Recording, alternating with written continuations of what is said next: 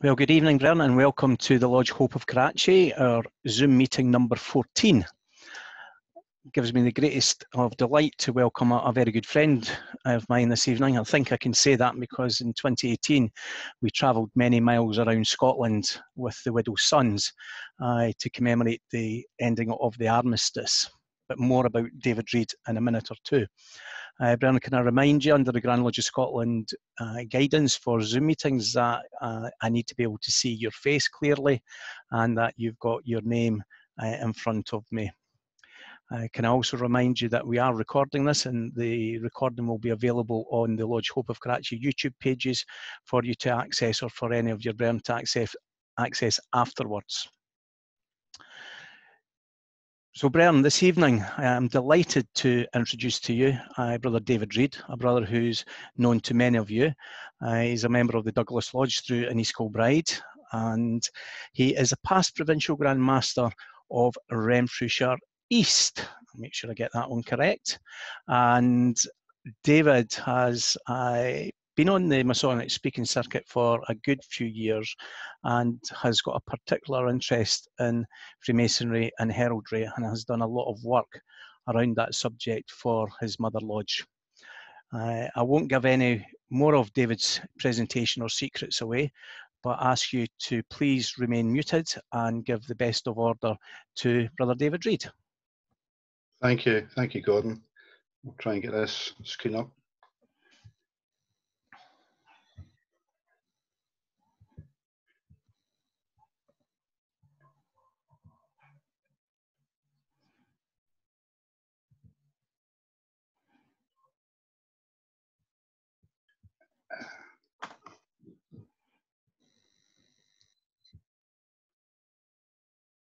I can't quite use this. Okay, you can see that okay? Yep, that's fine, David, thank you. Okay, good evening, brethren. I would like to thank Brother Mickey for inviting me to present this lecture. I have already presented this lecture within the Lodge a few years ago, however, it has been updated. I would consider myself an enthusiastic amateur regarding heraldry, and with over 40 years in the craft, I'm still learning.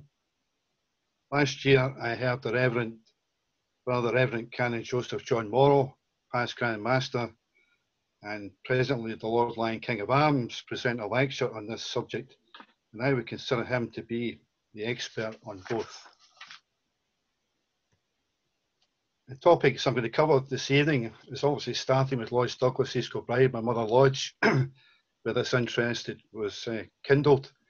We'll talk about the origins and history, the Book of Numbers, terminology. Unfortunately, when you look at heraldry, you can't escape the terminology.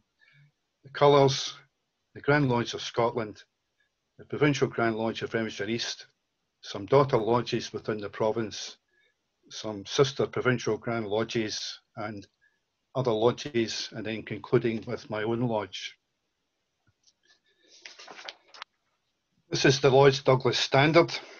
A standard flag or banner has been used as a means of recognition since time immemorial. A standard is something to aim for, a standard is something to achieve, and a standard is something to maintain.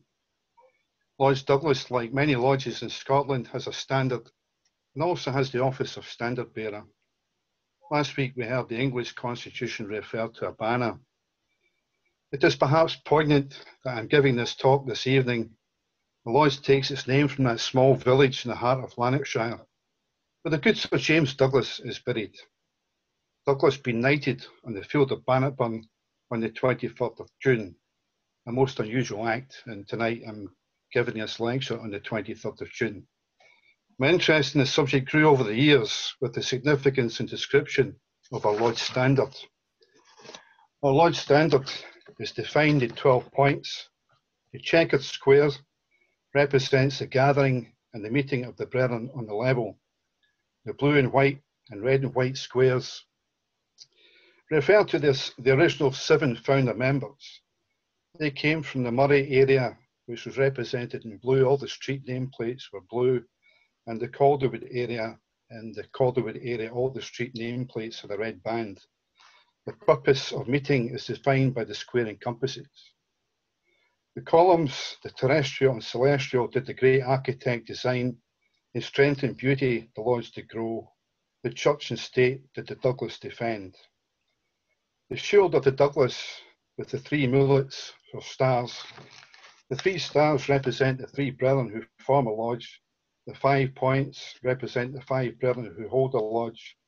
And the other 10 points represent the 7 or more brethren who make a lodge perfect. The Douglases are represented with the 3 mullets or stars from the lineage of Murray and that of William Lahardy the Farrer and his 2 sons, William and James, the good Sir James Douglas, the Black Douglas. The heart, this represents one of the sacred dictates of a Freemason, a faithful heart. The Douglas relevancy, the heart of King Robert the Bruce, faithful unto death. The Bible superimposed on the heart is dedicated to Lord St. John Busby, number 458, our principal sponsor lodge. In Freemasonry, St. John the Evangelist is represented as one of the great parallel lines. The saltire superimposed on the shield is dedicated to other sponsor lodge, Lord St. Andrew, number 524, and is also the emblem of the Scottish people. The Douglas motto, Avant, means forward. The motto of Visco Bride is forward, and forward was our aim and advancement of our town and craft. The motto of the Douglases is Jamais arrière, meaning never behind. So if you're never behind, you must be forward. The parchment and scrolls represent our petition and charter granted the 7th of May 1959, 7 months in the erection of the lodge by 52 founder members representing 46 lodges.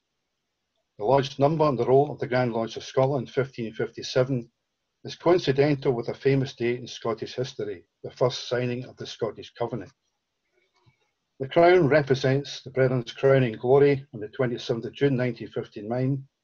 They mark well, the good Sir James Douglas was knighted on the battlefield of Bannockburn on the 23rd of June 1314. And from that date, the Douglas family bore the crown within their coat of arms, the royal crown of King Robert the Bruce. The all-seeing eye, the great architect, ever watchful, guides our ways and actions. I would draw your attention to the fact that the crown was taken outside the shield, and that will be relevant later on. The Douglas crest, the good Sir James Douglas had a shield with a chief which was blue or azure with 3 white stars or mullets.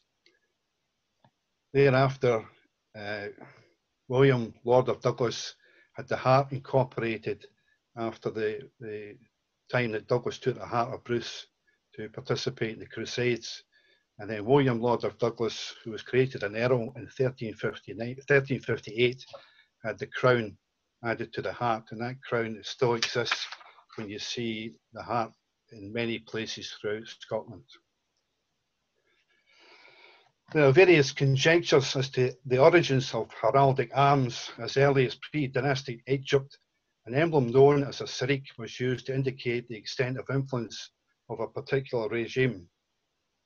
Sometimes carved in ivory labels attached to trade goods, but also used to identify military allegiances and in a variety of other ways. It led to the development of the earliest hieroglyphics. This practice seems to have grown out of the use of animal mascots whose pelts or bodies were literally affixed to staves or standards, as depicted on the earliest cosmetic palettes of the period.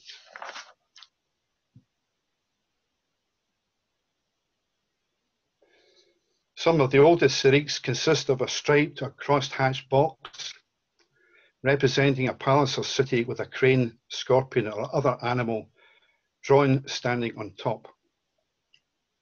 Before long, a falcon representing a roost became the norm as the animal on top, with the individual pharaoh's symbol usually appearing in the box beneath the falcon and above the stripes representing the palace. A sirik, one of the most important statements of a royal display and identity in ancient Egypt, was the king's name.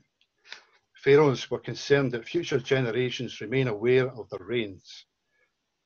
They were first seen from rulers as early as those of Dynasty 0 and continued to be used by kings throughout the history of ancient Egypt. The antiquity of standards and symbols may be illustrated by the book of Numbers. And the children of Israel shall pitch their tents, every man by his own camp, and every man by his own standard throughout their hosts. Numbers 1 verse 52. Every man of the children of Israel shall pitch by his own standard with the ensign of their father's house. Numbers 2 verse 2. And finally, and the children of Israel did according to all that the Lord commanded Moses. So they pitched by their standards, and so they set forward every one after their families, according to the house of their fathers.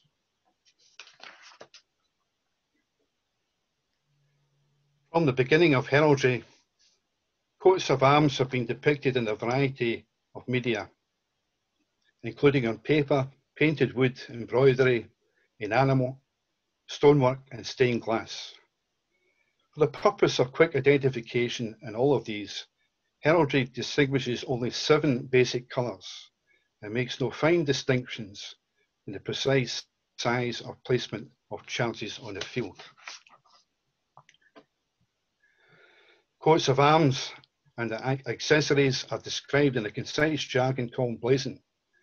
This technical description of a coat of arms is a standard that is adhered to, no matter what artistic interpretations may be made in a particular depiction of the arms. We'll be referring a lot this evening to the shield, and the shield has 7 points. The main part I'd like to draw to your attention here is the dexter and sinister. Sinister usually means on the left, and you'll see, looking at this slide, it's on the right. But if you're holding a shield in your left arm, then the sinister will be on your left.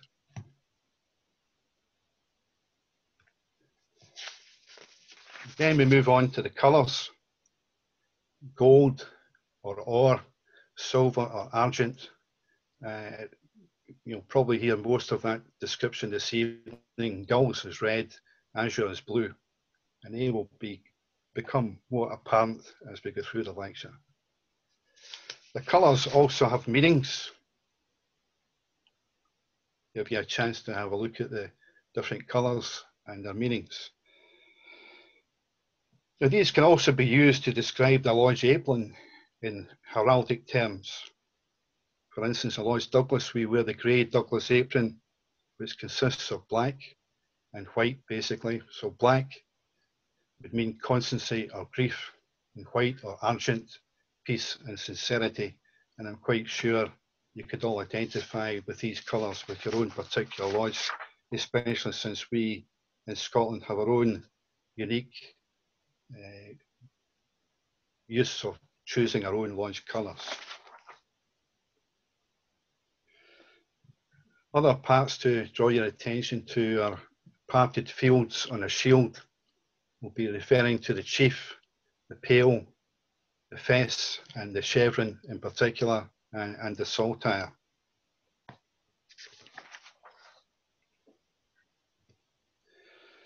The Grand Lodge of Scotland were granted arms on the 27th of October 1927.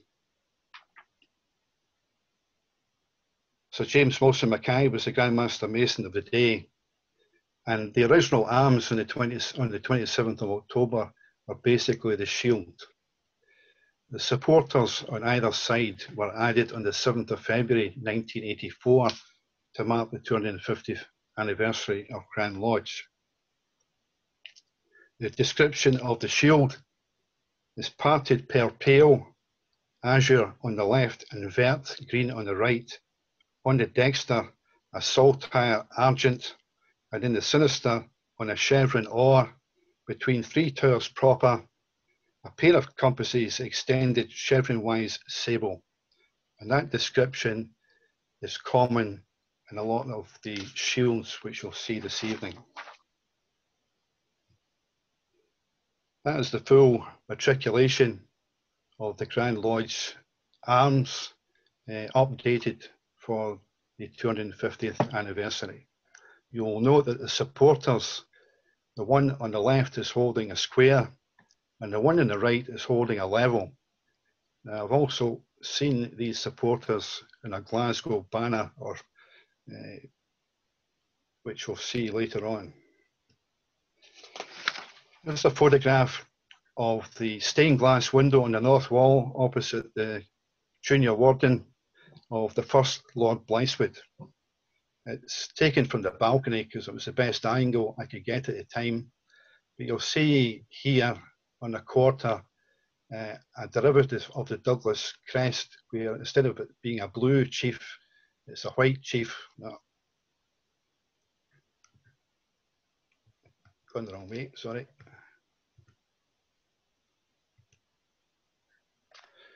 It's a white chief with 3 blue stars or mullets. Try to use the cursor, sorry, I won't do that again.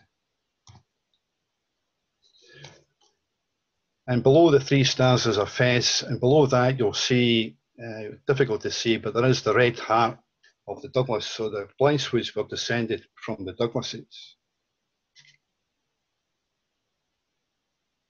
We then come on to the Provincial Grand Lodge of Renfrewshire East, coat of arms, which were granted on the 18th of January 1928, the first Provincial Grand Lodge to be presented with arms, unless anyone can correct me otherwise, but I find that very difficult to believe. Sir Archibald Douglas Campbell was the 4th Lord Blythswood. He was the Grand Master Mason from 1926 to 1929, and Provincial Grand Master of Renfrewshire East from 1922 to 1929. A member of Lord's Prince of Wales 426.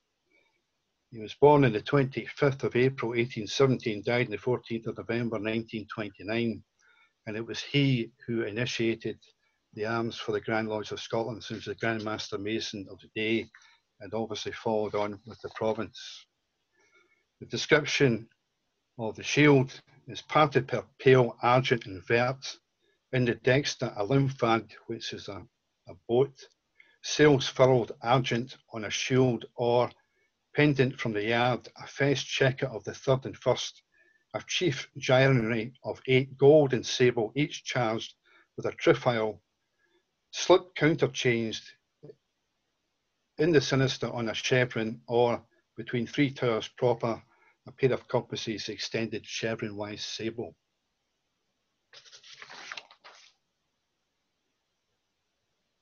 For your information, a trefoil or shamrock is a 3-leaf grass, and it means perpetuity. I'll now talk about some of the matriculated lodges in the province, the first one being Lodge Renfrew, County Kilwinning. It was granted arms on the 20th of February 1928, the first lodge, as far as I'm aware, to be granted arms in the country.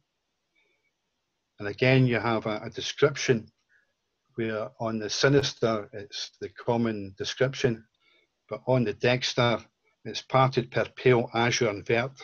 In the dexter, a lymphad, sail-furled argent on a shield, or pendant from the yard, a representation of St. Winning, pontifically vested but without a mitre, holding in his dexter hand a pastoral staff, and in his sinister a book all proper, and in the sinister the chevron, etc.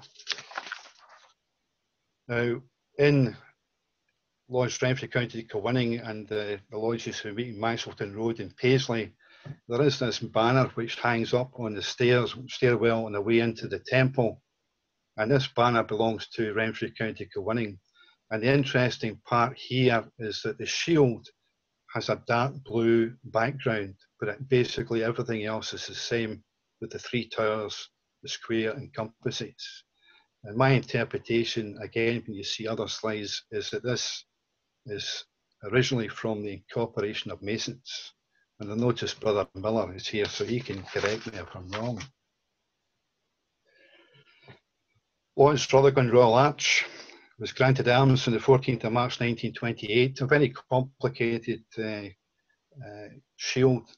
Again, the sinister has the same terminology, but the description on the left is parted per pale gulls and vert in the dexter, an open book proper, charged with a square and compasses sable, between two columns supporting an arch of 6 stones and keystone issuing from these steps, or on a tessellated pavement argent, and in the fourth dexter in chief sun in its splendour proper, and in the sinister an crescent moon of the 6, on a chief azure 7 stars 4 and 3 of the 6, and the sinister is the usual description.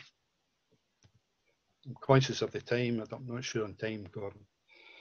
Prince of Wales were granted arms on the 18th of May 1931, and again, I'm not going to waste too much time in the description, but I think you get a general idea of the Lymphad and the Grand Lodge derivative coming down on the sinister. Your time's fine, David. Sorry? Your time's fine. Okay. St John's operative were granted arms on the 26th of September 1946. Parted per pale azure and vert in the dexter, a Lymphad sail furled and pendant from the yard, a shield or charged with a fess checker of the first and third on a chief, also or the demi-figure of St John proper in the sinister, on a chevron or between the 3 towers proper, a pair of compasses extended chevron-wise sable. Lords of the Royal Stuart granted arms on the 8th of October 1951, parted per pale dexter or on a fess checker azure and argent, and the antique crown gulls in the chief, 3 demi-lines rampant of the last, armed and lined of the second issue from the fess, and in the base an open Bible proper of the fourth, charged with a pair of compasses surmounting a set square, both proper, and the sinister part is the usual terminology. Lodge Craig Ends becomes quite interesting. It was granted arms on the 22nd of July 1966. And the interesting part here is the unicorn. The Lodge unicorn was originally gold and it faced to the right.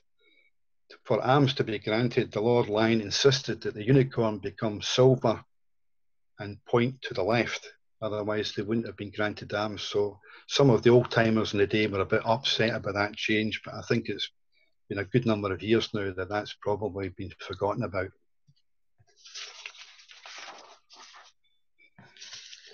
I'd like to quickly highlight some lodges in the province where they have potential to be granted arms. House and St Johnstone, the sinister would comply with the normal usage, and if they could justify the description on the dexter, then I'm quite sure that would happen. Lodge Union and Crown, the part on the right is used in the letter heading, and the part on the left is used in the lodge ties and their standard. The main issue is when you start to use a crown, then this can cause significant difficulty to ensure that you have permission to do so. Captain Spears, again, of the Lymphad, the sinister side would have to be changed to green, I would think, if they want to pursue being granted arms. Lodge Paisley St James, near armorial bearings of the Shaw family, where the 3 cover cups contained within the shield. As this crest also uses part of the armorial bearings of the Earls of Eglinton and Winton, then unless they had permission from the family to use this, then they would have difficulty in trying to be granted arms. Again, Craigielee have the basis to pursue being granted arms if they so wished. Gleniffer, again on the sinister, in my opinion, the blue would have to be changed to green if they wanted to pursue arms. Lodge Eaglesham, interesting thing here is you have 2 shields supposedly depicting the same thing, but they're totally reversed, which is an interesting thing where you could lose your landmarks if you don't watch what your shields belong to. They also relate to the Earl of Eglinton and Winton, and unless they could justify their connection to the family, we'd probably have issues in trying to pursue a grant of arms. Moving on to sister provincial Grand Lodges. Here we have the Provincial Grand Lodge of Glasgow. granted arms on the 28th of September 1988, well past when Renfrewshire East were granted arms. However, I understand they lost them and they had to apply for another one, which was replaced on the 29th of September 2012. And you have the usual jargon on the sinister, and then the Glasgow motto, the tree that never grew, the bird that never flew, the fish that never swam, and the bell that never rang, all depicted in heraldic jargon.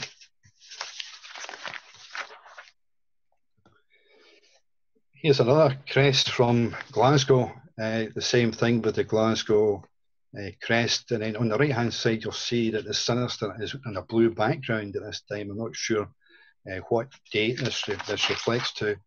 And again, here is a Glasgow banner or standard, similar to the one in Paisley, but this time you see the supporters which fell through to the Grand Lodge Arms in 1984, and again the shield is in a blue or azure background. Quickly going through some other provinces, Argyll and Elves again have potential, but I think the sinister would require to be changed to green. Dunbartonshire, Aberdeenshire West. I managed a few years ago to get a description of Aberdeenshire West, and I'll describe that to you. The flowers around the outside of shield are thistles of the emblem of Scotland. Within the shield, in the top left-hand corner, is a line rampant. Below that is a picture of a deer stag depicting the deer found in this part of the country. To the right of that is, of course, the sun, and below that, the squaring compasses, resting on the volume of the Sacred Law and a shelf with a gold fringe along the front. On the top right-hand corner of the shield is a castle representing the many castles found in the Aberdeenshire area. Below left shows a stag's head, which is the emblem of the Gordon Highlanders, who were based in Aberdeenshire. Below centre shows a building known as the Market Cross, situated where several roads met, forming a cross, hence the name. And this was the centre of all dealings for the farm and trade in years gone by. To the right is a gauntlet holding an olive branch, the branch of peace. There's possibly potential there to have a different provincial Grand Lodge coat of arms. This one I took a picture of when I was visiting Lodge Schoon in Perth, number 3, last year. And it's a very interesting coat of arms, and in the description, unfortunately the quality of my photograph didn't allow me to transcribe all the text, but some of the parts that I could make out was that, and this is documented, so the Lord Lion must have been pleased with their submission at the time. It says the foundation of the lodge is no longer known. It is known that the lodge had existed for 465 years. So in my arithmetic, that's 465 years. And since the arms were granted on the 24th of March 1958, that would take you back to 1493. It also makes a reference to King James VI, and it also refers to the Grand Lodge arms which were granted in 1927. And the description of that is per pale, dexter, per fess, azure, and or a pike issuant from the base, countercharged, ermine and gulls, and signed of an antique crown in chief of the second, and charged of a double-headed eagle, also of the second in base. Sinister vert, on a chevron or between 3 towers proper, a pair of compasses extended chevron-wise sable. And part of the documentation supporting this also makes a reference to King James VI, a very interesting grant of arms.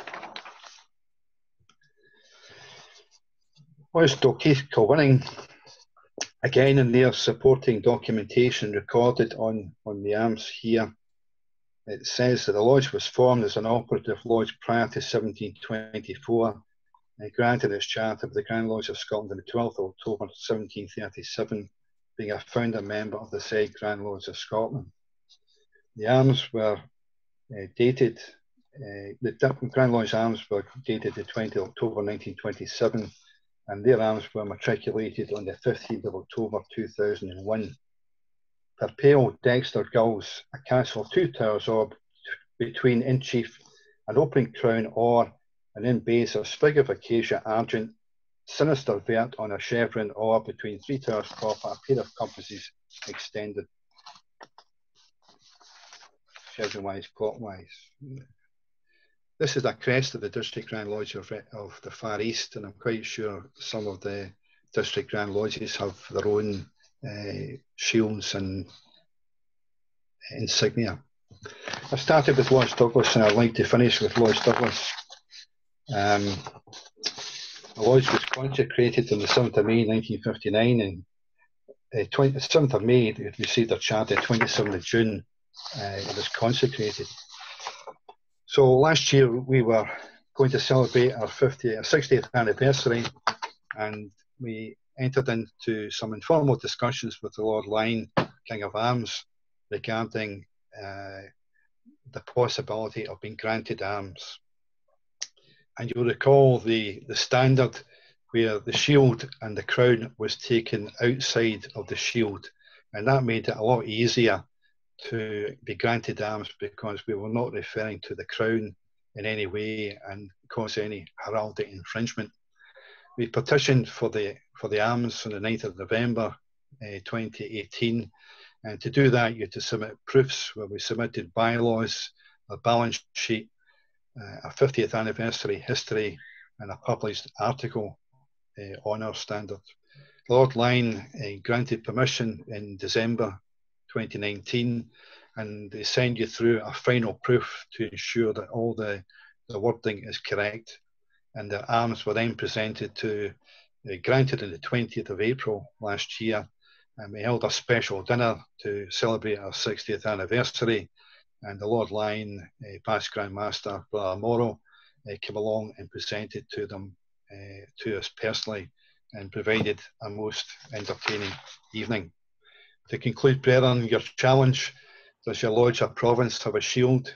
What is its meaning and its history? Is your province or lodge matriculated? If you can beat the Provincial Grand Lodge of Fremister East, I'd be very pleased to hear it. I'll try and answer questions, but please remember I'm only an enthusiastic amateur with regards to heraldry. Thank you. David, thank you so much for giving us all that very interesting and well-researched presentation. I'm just trying to bring up the questions. I've got a comment to start with, as we try to encourage the brethren to put some questions into the chat box. As many of you will know, my mother lodge is Lodge Errol Hague, number 1260 in the province of Fife and Kinross, and we're the only lodge that takes the name of Field Marshal Errol Hague in the world.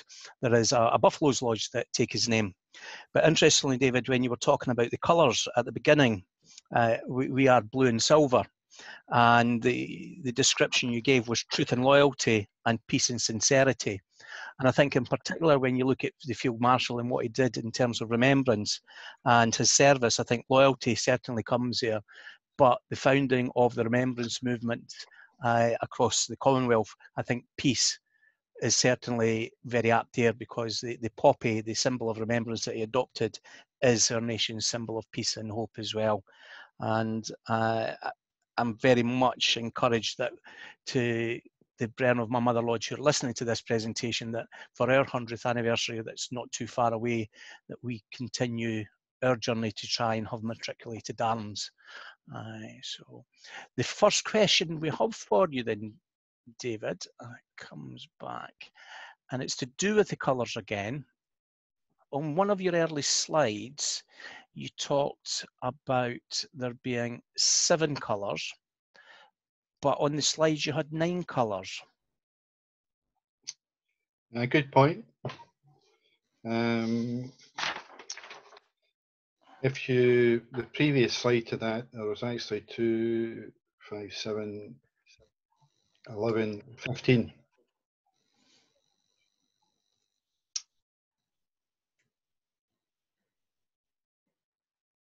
I don't know I'm only an amateur game, for goodness sake. Give it a chance. No, no one's trying. I don't think anyone's trying to pick you up, but I think that's a good question that we can maybe follow on the Facebook chat later. Okay.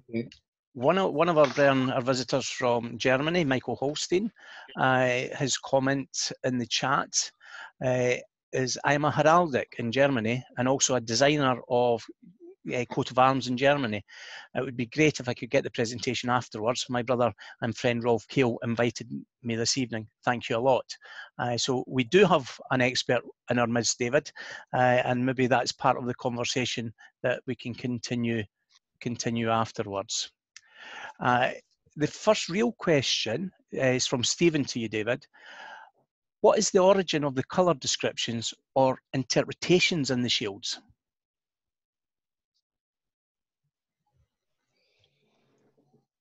As I said already, I'm only an enthusiastic amateur. There's a very good book that I happened to acquire many years ago called Boutel's Heraldry. What you've got here this evening is a flavour of the terminology to try and give you an understanding of how a shield or a crest is made up. That you have a chief, it's parted, and that type of thing. So it's a very complicated subject. And when in my discussions with the Lord Lyon, he was very kind in his advice to me for our grant of arms. So we had a basic design, and then it has to be set to a certain standard for colours. So although we maybe have had our own blue or red, and on our shield we have the open book, the Bible. The Bible has to show that it is a book. So you'll see that it's actually edged out gold around the edge to show that it's open as a book. So there's a lot of terminology and a lot of technicalities, I would say. And all I've tried to do this evening is to give you a flavour of some of the jargon. And that's what it is. It's known as jargon. I think you certainly have done to give that, you an understanding, David. You know? The next question that's been posed is one that I think you probably can answer, but may not want to in case you scare the Bern, and that is, how much does the process cost to get arms granted? Ours cost £2,000. Okay, so it's not cheap. That is just basically the okay. Now, if you take the Grand Lodge on the support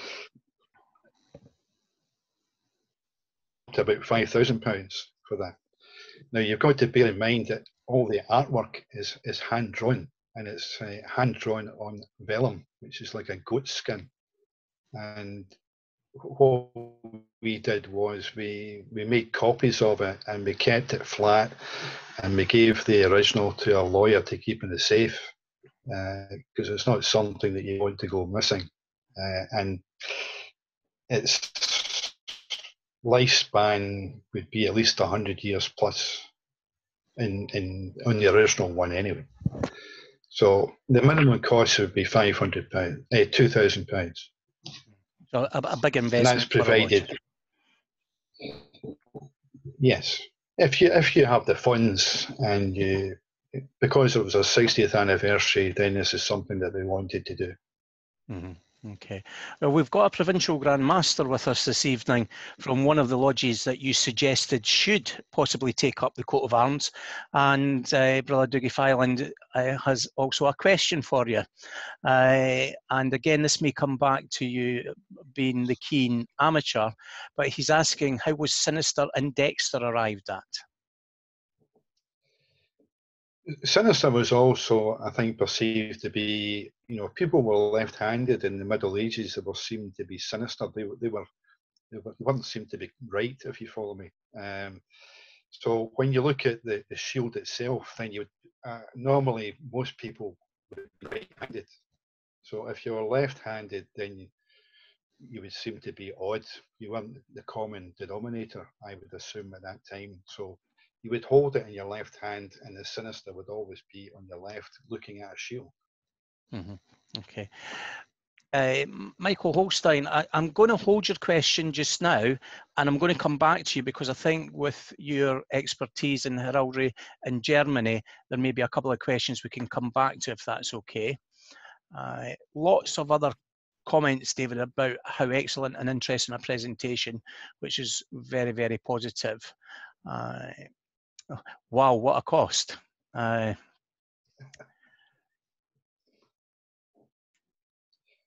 Again, because it's a one-off cost, and within a year it would be lost off the balance sheet, then I persuaded the treasurer that we should identify it as an item. Can't remember the accounting term. So it would always appear on the balance sheet that we spent that money as an investment, although technically in the balance sheet it should come off after a year. You know, an intangible asset. That's what it is. Ian Waugh, one of my fellow past substitutes from the Premier Province in Scotland, of Fife and Kinross. Is there a problem for a lodge using a crest in a letterhead without having had their coat of arms matriculated? The only problem would be if they were using something which was associated with somebody who had the rights to it, and if they objected, then it would go to the Lord Lion's Court, and he would decide. But I think the chances of that happening would be quite slim. Okay, thank you. And Bob Scott has given us a comment there. In Italian, destra is right and sinister is left. Do you want to add to that, Bob?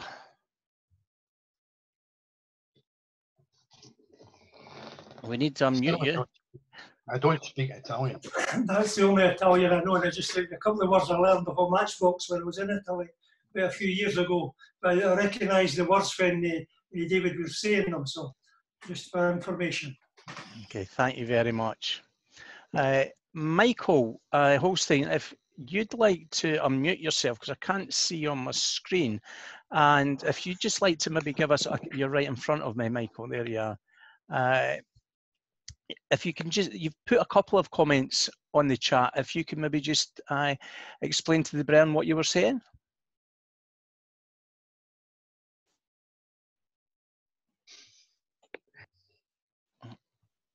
Hello again. Hi, Good Michael. evening. Can you hear me clear? Yeah. Okay. Yes, I'm from the lodge, from the military lodge, Henning von Tresco in Potsdam. And I get invited from my brother Rolf Keil from Frankfurt, Maine. Thank you very much for this. This was a very excellent presentation. Thank you, David. And yes, I'm working as a heraldic since 6 years ago. I started with my first coat of arms for my little village here in Belitz. And then I started a project with a friend of mine, also a brother in Frankfurt, Maine. And since 6 years, we are creating family crests and also crests for cities and villages in Germany. We are also members of an organization in Berlin. When we are creating a coat of arms, we always do it on the very hundreds of years old heraldic way. So in Germany, we have some rules for designing a coat of arms, and we also have our experience with it now for 6 years. And in Germany, if you like, you can register in a Wappenrolle. We call it a roll of coat of arms. And in Germany, we have about 6 organizations who are following this old tradition to creating coat of arms. And if they are accepting your design and your drawing, you also have to do a blazon and also a description of the symbolic inside the coat of arms. And then you get a nice piece of paper like you showed in your presentation, like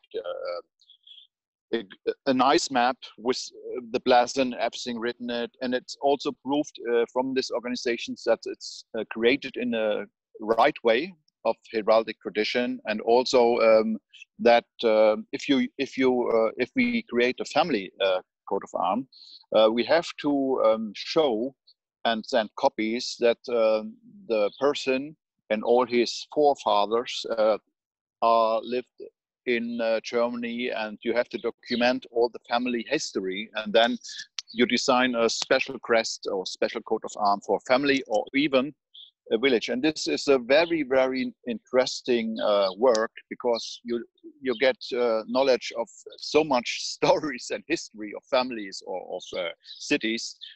You have to dive very deep into the history, and this work is so nice because in the end you have created something which belongs for years, for centuries. So, and this is a very nice work and a very nice art, and I'm very happy with it. It's not my main job. I'm working as a technical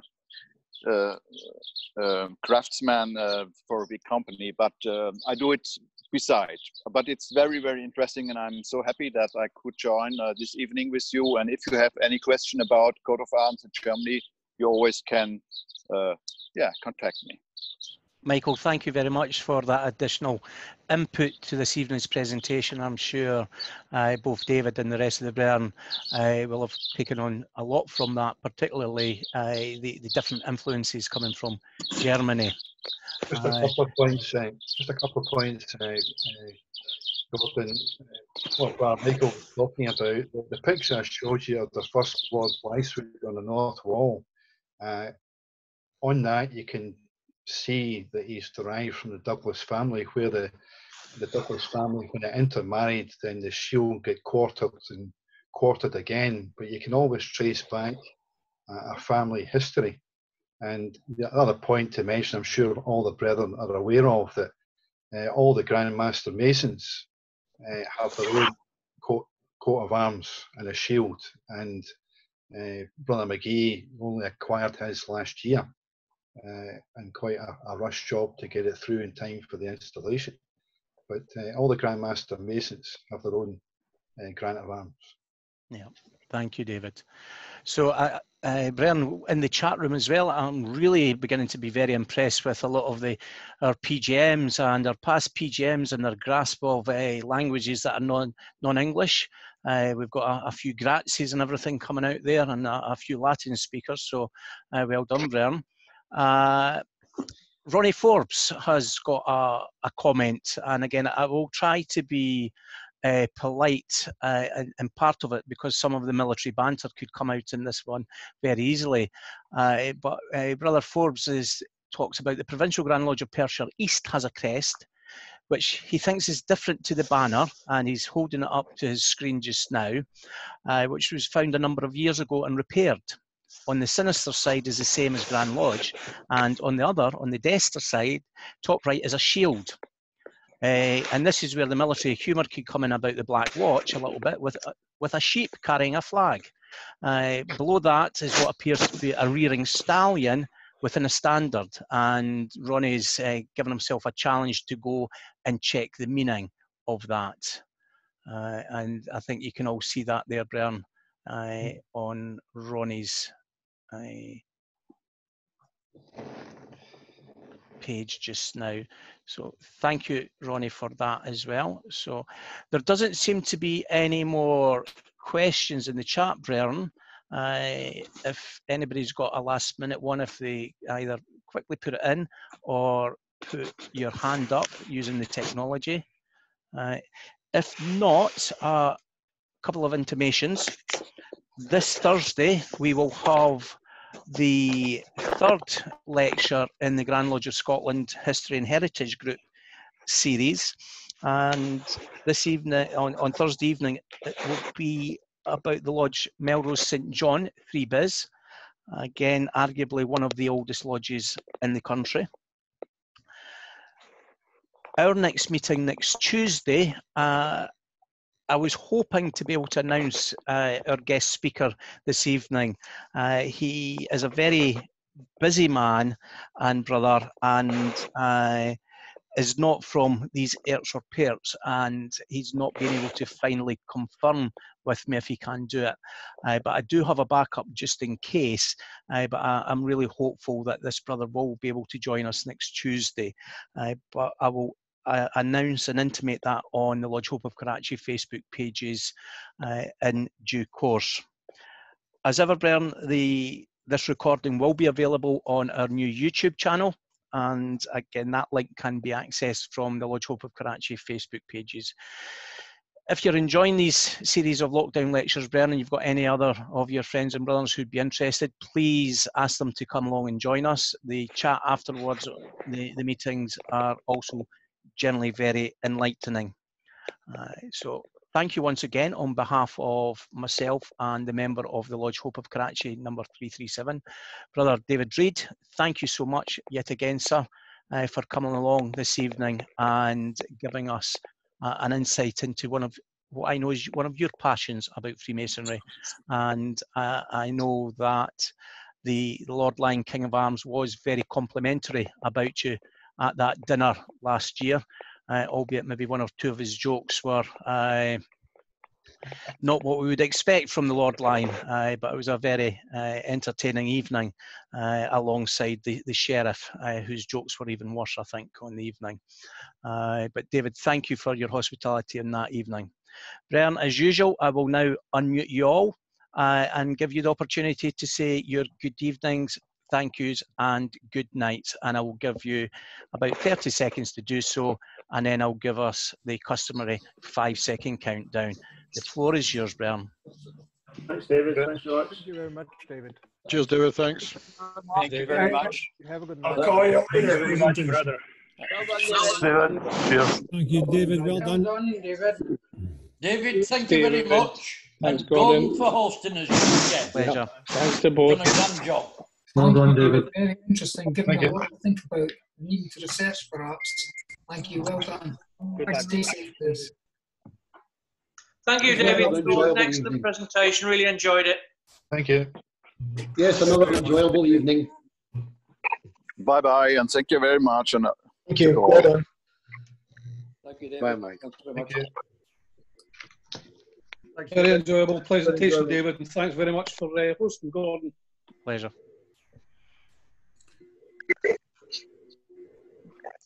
Yes, thank you, David.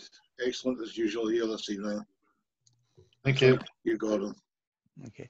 Okay, thank you, Bren. I'm going to give you 5, 4, 3, 2, 1. Good evening, Bern. Thank you. Good